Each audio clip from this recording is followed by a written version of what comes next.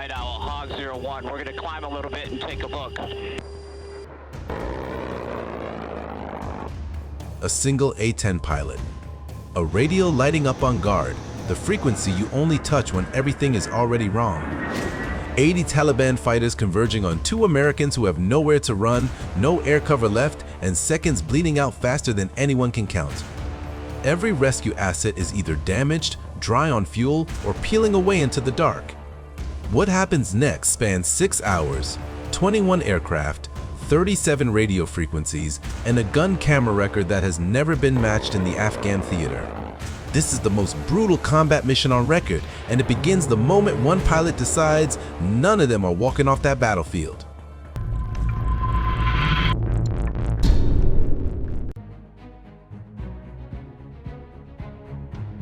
April 23, 2011, 4 in the morning, Kapisa province, Afghanistan. 2 American pararescuemen are in a ravine. Behind them, a Kiowa helicopter is burning. The heat from the wreckage throws orange light against the rock walls, and that light is the worst thing that can happen right now because it silhouettes every position they hold. The rescue birds, Pedro 84 and its partner, are already gone. Pedro 84 took damage and limped back toward Bagram with its crew alive, but out of the fight. An Apache gunship that had been trying to hold the perimeter finally hit bingo fuel and broke off. The 2 pararescuemen are watching that happen in real time, watching the airframes peel away, watching the sky go quiet, and then they hear the movement on the ridgelines.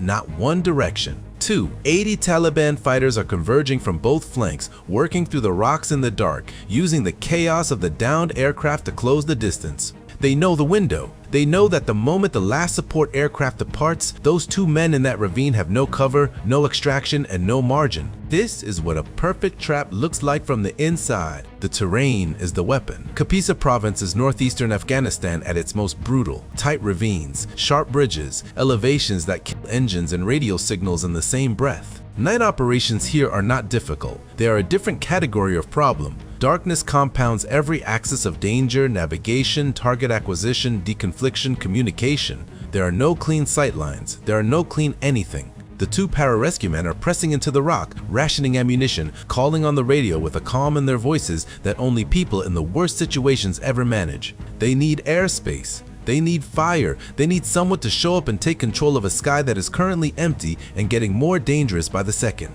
What nobody on the ground knows yet is that 1 aircraft is already turning toward them. Major Mike Hilkert, 33rd Fighter Squadron, 442nd Fighter Wing, is inbound. His A-10 is a 25,000-pound machine built around a cannon, and right now he is pushing it through dark mountain terrain toward a position where 80 armed men are about to execute 2 Americans they can almost reach. He does not know yet that this mission will last 6 hours. He does not know he will manage 21 aircraft across 37 radio frequencies before sunrise. He does not know that what his gun cameras are about to capture will become the most documented single sortie in A-10 history. He knows 2 things. There are friendlies on the ground and the noose is already closing. That is the trap. And what closes it? The physics, the firepower, the specific reason an A-10 can do what nothing else in that sky could is exactly what you need to understand before the first gun run begins. To understand why Hilkert is the only man in that sky who can stop what is happening on that ridgeline, you need to understand the machine under him. The GAU-8 Avenger is not a gun fitted to an aircraft. The A-10 is an aircraft built around a gun. The cannon runs almost the entire length of the forward fuselage. The nose gear is offset to the left, so the barrel sits dead center on the airframe's axis. Remove the gun, and the aircraft makes no structural sense. It fires 65 rounds every single second. Not bursts, not salvos. A continuous stream at 3,900 rounds per minute, each depleted uranium penetrator leaving the barrel at roughly 3,400 feet per second. At that velocity, the round reaches a target 1,000 yards away before the sound of the cannon even begins to travel that distance. Taliban fighters on that ridgeline would not hear the Avenger firing until after the rounds had already passed through them. That is not hyperbole, that is physics. The penetrators are tipped with depleted uranium cores. On impact, uranium doesn't shatter, it self-sharpens, punching deeper as it goes, and ignites at roughly 3,000 degrees Fahrenheit. Against personnel in the open, the round does not need to be precisely aimed. The hydraulic shock alone is lethal. Within a radius, no body armor in Afghanistan was built to absorb. and Hilkert has 1,074 of them in the drum. Compare that to the F-35, the aircraft the Pentagon wanted to replace the Warthog with. 82 rounds total, enough for roughly 3 seconds of fire before the gun runs dry. Hilkert carries more than 6 times that capacity. In a 6-hour fight against 80 fighters across multiple terrain positions, that margin is not a technical footnote. It is the difference between a sustained suppression platform and a weapon system that empties before the second gun run. The titanium bathtub around Hilkert's cockpit can absorb 23mm cannon fire. The aircraft can fly home on one engine with hydraulics gone on manual reversion. It was built to survive exactly this. That is the weapon. Now watch what happens when its pilot takes control of the entire airspace above Kapisa province and turns 21 aircraft into a single instrument. The radio call comes in clipped and broken. Multiple aircraft stacking over Kapisa. No coordination, no one in charge. 21 heavily armed jets circling dark mountain terrain in the middle of the night, fuel burning, and 2 American pararescuemen still on the ground. That is the moment Mike Vago, Hilkert, 303rd Fighter Squadron, keys his mic and takes the airspace. He is not alone pushing into Kapisa. His wingman, Capt. Rustin Trumbo, Trainham, is on his left. Lotinus, Cole, David Seymour, Howarth is slotted in behind. The 3 of them form up as Sandy 1, the designated on-scene commander element, and they push hard toward the valley. But the moment Hilkert checks in on frequency, what he inherits is not a coordinated rescue effort. It is organized chaos threatening to become catastrophe. 21 aircraft, 37 different radio frequencies, dark, jagged Afghan mountain ridgelines on every side, friendlies pinned on the ground, enemy fighters still pressing the perimeter. Every pilot up here is armed, every one of them wants to help, and not one of them has a single picture of where anyone else is. Hilkert starts building that picture himself. He is doing 3 jobs simultaneously, jobs that on the ground would belong to 3 different people in 3 different rooms. He is flying a 25,000-pound aircraft through mountain terrain at night. He is acting as airborne mission commander, sequencing every asset above Kapisa into a rotation that keeps guns on the Taliban without aircraft colliding in the dark. And he is working 37 frequencies, pulling situation reports, pushing attack clearances, stacking helicopters for extraction windows that have not opened yet. In a combat zone, the guard channel is sacred. You do not use it for traffic management. You do not use it unless the situation has already crossed into desperate. Tonight, Hilkert is using every channel he has.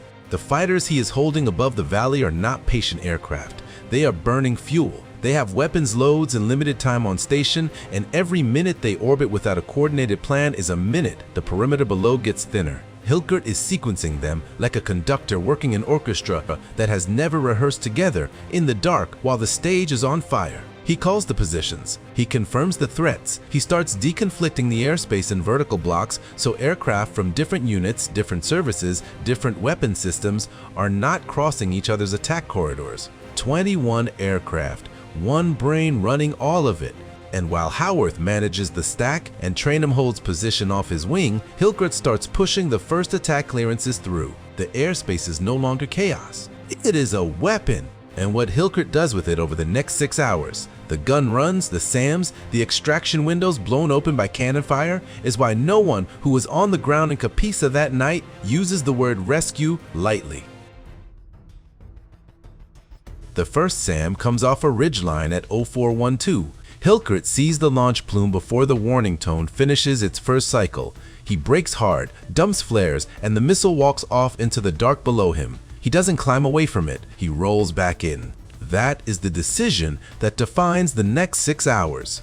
The Taliban have positioned RPG teams and at least 1 manpad crew on the northern ridgeline specifically to deny the airspace above the ravine. They understand that if they can keep the A-10s high, the gun is useless. The GAU-8 is a precision instrument at low altitude. At altitude, it becomes area suppression. The pararescuemen on the ground need precision. Hilkert has to stay low, 200 feet above terrain, in a mountain valley, at night, with fighters trying to kill him from above and below simultaneously. He makes his first gun run at 0418. The Taliban squad that has been pushing down the eastern slope toward the pinned pararescuemen stops moving, not because they retreat, because they cease to exist as a tactical unit in approximately 4 seconds of 30mm fire. He pulls off the target, resets, and calls the Pave Hawk crews waiting in a holding pattern 12 miles west. Not yet. The western approach into the landing zone is still contested. He can hear it in the radio traffic from the ground. The weight of fire coming from that direction hasn't broken. He goes back in. The second SAM fires at 0431, the third at 0447. By the fourth, Hilkert is anticipating the launch windows. The Taliban crews need terrain masking to set up, which means they are moving from specific positions. He starts reading the geography like a clock. He knows where the next shot is coming from before it comes. He dodges, he rolls back in. The Pave Hawk extraction windows are not a schedule, they are fragments. 30-second seams that Hilkert has to cut open with cannon fire and then hold open long enough for the helicopter to enter, touch down, and exit before the fire closes back in. He coordinates each window with Howarth managing the stack above him, sequencing other aircraft to suppress secondary positions while he clears the primary approach corridor. The first extraction attempt fails. The Western LZ is taking too much fire. Hilkert calls the Pave Hawk off and goes back to work on the ridgeline. The second attempt, he personally suppresses 3 separate positions on the approach corridor in a single continuous attack sequence, pulling off each target and repositioning in the time it takes the crew chiefs to radio status. The window opens, stays open, and then slams shut again when a fourth position opens up from a draw he hadn't cleared. He calls it off again. By hour 4, he has dodged 9 surface-to-air missiles. He has made gun runs in conditions that the aircraft envelope technically permits, but that no training syllabus actually trains for at this duration. The adrenaline that carried the first hour is now just metabolized noise. What is left is judgment. Pure, cold, professional judgment. At hour 5, the northern ridgeline goes quiet, not suppressed, gone. The gun camera footage from those final runs is what earned this mission. Its graphic designation in the 442 seconds records, not the number of passes, but what the passes documented. Hilkert finally calls the Pave Hawk in for the third attempt at 0601. The corridor holds, but what matters now is not the aircraft, the gun, or the 6 hours of fire. What matters is what was waiting in that ravine and what walked out of it because none of those extraction windows were allowed to stay shut. The corridor holds. 2 pararescuemen are still breathing at the bottom of that ravine. Staff Sergeant Christopher Marquez and Senior Airman Julishan Munafo had been pinned for the better part of 6 hours. The burning Kiowa behind them had marked their position for every Taliban fighter on both ridgelines. 3 extraction attempts had been driven back. They were still there because every time the corridor closed, Hilkert reopened it with the gun. That is what 30 lives actually looks like from the ground. When the Pave Hawk finally holds its hover at 0601, the crew chief reaching down into that ravine is not pulling out statistics. He is pulling out men who should have died 3 attempts ago. Marquez and Munafo come up first. Then the wounded, one by one, loaded across 6 hours of sustained suppression into aircraft that only had windows because one pilot refused to let those windows seal shut. The final accounting from the 442nd Fighter Wing's after-action record is not abstract. Over 30 American personnel recovered alive. 2 pararescuemen extracted from a position the Taliban had physically surrounded it. 0 friendly fatalities on the ground during the engagement window. The 442nd designated it formally, not informally, not in conversation, but in the record, as one of the most intense combat search and rescue missions of the entire Afghanistan war. Every one of those gun runs in the gun camera footage connects to a name. Every suppressed wave on the northern ridgeline bought the Pave Hawk crew another 30 seconds to work. Every depleted uranium burst that turned a Taliban flanking position into a smoking scar on that hillside kept a door open that geometry and numbers said should have stayed shut. Hilkert lands back at Bagram with a near-empty drum and a gun camera full of footage that would take the 440 seconds review board multiple sessions to fully process. 30+ men walk out alive who did not walk out at dawn. That is the mission. But here's the thing that will bother you once you know it. The man who held the entire thing together for 6 hours barely got credit for it at all. And what that silence says about the institution is its own story entirely. 30+ men walk out alive. The gun camera footage gets logged. The 440 seconds review board opens its sessions. And then for 10 years, nothing happens to Maj. Mike Hilkert. The awards start moving quickly for everyone else on that mission. 4 silver stars, 3 distinguished flying crosses with valor, the crewmen, the PJs, the Pave Hawk pilots. The institution finds them, processes their actions, pins metal to their chests. The paperwork moves. The ceremonies happen. Hilkert's name does not appear on any of it. Think about what that means in practical terms. The man who seized airspace command over Kapisa that night. The pilot who compressed 21 aircraft across 37 frequencies into a single coherent brain. The A-10 driver who flew gun runs at 200 feet under SAM fire for 6 hours straight and came back with a near-empty drum and 30-plus people alive who had no business being alive at dawn. That man sits at Whiteman AFB and watches his crewmates receive their recognition, while the institution that recorded every one of his gun runs in its own after-action files finds no immediate urgency in his file. This is not a paperwork error. Bureaucracies this large do not misplace silver stars. What happens here is something more uncomfortable, the gap between what a military documents and what it chooses to officially honor, and how wide that gap can get before anyone notices. October 2nd, 21, a ceremony at Whiteman AFB. Latin Cole, Mike Hilkert receives his Distinguished Flying Cross with Valor. 10 years, 5 months, and 9 days after the mission. He stands there in his dress uniform and accepts a decoration for a night. The institution's own records had called one of the most intense combat rescues of the entire Afghan war. No official explanation for the delay has ever been made public. That is the silence, and it points directly at the larger argument still being fought over right now. Because if the institution struggled to honor the man who flew the mission, it has been fighting even harder to retire the machine that made it possible. The Pentagon has been trying to kill A-10 since 2014. Not once, not twice. Every single budget cycle, the proposal surfaces, retire the airframe, redirect the money. The F-35 can do close air support, move on. And every single cycle, Congress has blocked it. That fight is still live in 2026. The Air Force still wants the A-10 gone. The argument from the Pentagon is the same argument it has always been. The Warthog is old. It is vulnerable. Modern air defenses will shred it before it reaches the target. Replace it with something faster, something stealthier, something that does not need to descend to 200 feet to put rounds on target. That argument ignores Kapisa province, April 23, 2011. Because here is what the F-35 cannot do. It cannot loiter. It cannot orbit a burning landing zone for 6 continuous hours while a pilot manages 21 aircraft across 37 frequencies and still has gun runs left in him. Its internal cannon carries OOT-2 rounds, 1 sustained pass. Then it goes home. The GAU-8 carries 1007-4, and the pilot flying it can absorb a SAM launch, brake hard into mountain terrain at night, reset, and come back around for another run, because the titanium bathtub surrounding that cockpit was built for exactly that punishment. No other aircraft in the United States inventory that night could have done what Hilkert did. Not the Apache, which was already bingo on fuel. Not the Pavehawk, which needed Hilkert's gun runs to even approach the landing zone. Not anything with a stealth coating and a 20-minute fuel window. The A-10 saved those pararescuemen because it was ugly, slow, heavily armored, and built to absorb punishment while staying over the people who needed it most. That is not a romantic argument. That is what the gun camera recorded.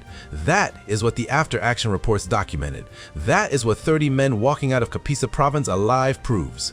The institution struggled to honor the pilot for a decade. It has been fighting even harder to ground the machine. That is the A-10. If that call on guard ever reaches your cockpit, you already know the answer. Drop a comment. Did Hilkert's 10-year wait for that DFC make it more meaningful, or was it a failure of the system that should have recognized him the moment the wheels touched down?